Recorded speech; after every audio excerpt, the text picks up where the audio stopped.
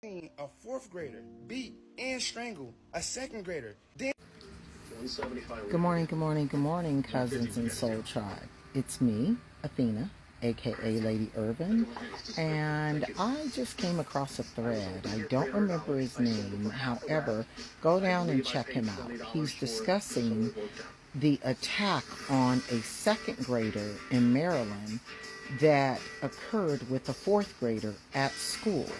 It's to my understanding, now I have not researched this, but the boy was beat up, choked, and strangled to the point where when they found him, he was foaming at the mouth and he has ligature marks. It is to my understanding that the fourth grader told the second grader, this is what we used to do to you guys a long time ago. I'm just here to say, folks, we gotta realize everybody ain't really raising their kids. Some people are just really allowing their children to raise themselves. And unfortunately, some people allow their children to sit up in grown folks' conversations and hear them talk poorly about different races, different cultures, different jobs, different foods. It don't even matter. But our kids do what they see, not what we tell them. And we need to start taking notes. So when you're about to start having adult conversations, maybe you need to start excusing your kids, because your kids are inherently misinterpreting this stuff as appropriate disposition and behavior. And then they're going to school and reenacting these heinous acts out on individuals that are smaller. Let's get that straight. He didn't pick another fourth grader or someone his size. So obviously he's a coward. Okay, let's start there, because most people that are racist or that are bigotry or that wreak havoc on the world are. They go out and they react this stuff. And now we have a society where we have children that really believe that it is okay to go out and harm and cause havoc onto others. I don't know what you guys are teaching your kids, and I don't know what you aren't teaching your kids, but I've been in the kid industry for over 20 years, and let me tell you something. If you don't show your kids, the world will. And when the world do, because if it ain't another kid that's older than them, it's going to be an adult that's older than them, or it's going to be the police. You better get hold of your home. You better start rearing your kids, because it takes a village. And that whole stuff about people not wanting no one to say nothing to their kids or don't talk. Girl, grow up. Man, grow up. Okay? Because I grew up in an era where if the neighbor came and told your family something you were doing, you probably were going to get your hide tore up by the neighbor. Then you're going to get your hide tore up by your grandma for embarrassing the family. And then the whole family's going to come tear you up. And before you guys scream abuse and all that, stop yourself. Because back when we were growing up, we did not have these school shootings. We did not have people getting lynched at the rate that they're getting lynched now. Yeah, we had police hurting people. That's always been, because, you know, it is what it is, man. They're here to police the minorities. Their cars don't even say protect and serve no more, if you've noticed that. So I'm not against the police, but the reality is, if we raise our children, we don't need the police. We got to get to a point where our children know that there is a line in the sand.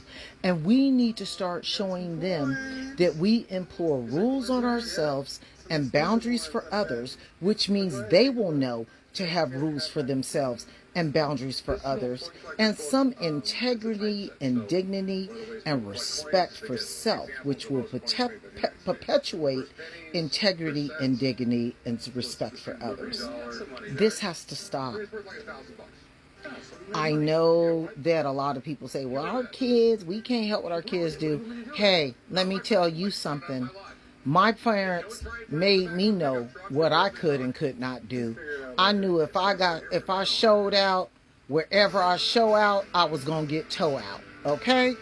And they did not play. They did not spare the rod. They did not beat me all the time. But I knew the limits. I knew that was what was acceptable and what wasn't. And I knew, and I'm not saying I was a perfect kid. No, I did bad things. I used to beat up people. I used to steal. I used to do a lot of stuff. But the second they found out about it, and the second they approached me, I straightened my crown and walked the straight walk. Because I'd rather deal with them on a mellow note than get toe out on an unmellow note. So with that being said, I'm going to need you parents to step the heck up, take accountability for your daggone children, and stop letting them run amok like feral children, because this is ridiculous. This is ridiculous that as parents, we don't know our kids are in the back room getting an ossuary together to kill people. As parents, we don't know that our kids are in duress and going out and imploring abuse on other kids. At some point, we got to be in the present moment and stay in tune, 10 toes down on this parenting thing, man. This is real. And the government, they ready. What is that SB 119? They got that going now, that where if your kid is in the car with someone, and if someone decide that your kid is in the car with, to pull over and get into it with the other person in the car, and they shoot someone in the car, or they go in a store and rob someone, they're charging your kid with the same charge as the kid that did it, that they didn't even know was going to do it. Wake up, parents. The time is now. The time is now is to gather your village, gather your wits about you, get out of your own feelings, start tending to your trauma so you can help your kids tend to theirs, because we created it, and move forward, because this is not the way our lives, our children's lives should be going.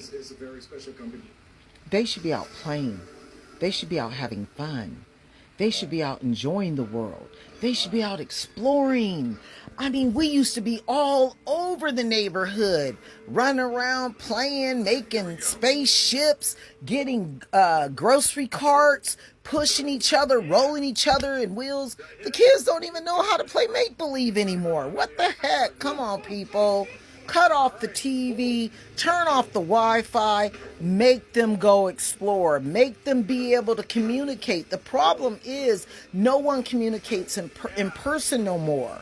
So they have low people skills and they don't know how to interact appropriately. And when that happens, that's when the aggression and the low impulse and the violence come in. And then you couple that with some racist parents or a oppressive environment or an abusive environment or a negative opinionated environment. And then that's what they're going out and perpetuating. We got to do better. We got to do better. We're failing our kids. And if we fail our kids, these are the people that's going to be taking care of us. I'm scared. Okay? I don't need little Charlie that was raised by the skinhead that hate black people coming into the nursing home and strangulating me and then just saying that I got caught up in my call center cord and killed myself. I don't want that. So I'm going to need everybody to step up. Yes, I am there for the kids. Yes, I do my part. But this ain't a one-person gig no more. We got to come together. We got to stand as one. And we got to walk the walk and talk the talk, because the kids are watching. We can no longer have this racist relic that we're putting out. We can no longer have this one-sided thought process, because free will is will. And if free will is real, and if God respects free will, you're supposed to respect free will, and I'm supposed to respect your free will. But if we're teaching our children that free will is to be able to go to school and abuse each other and try to each other, what's left? I don't know what we're going to do, but what I do know we need to do is start getting on that prayer warrior line.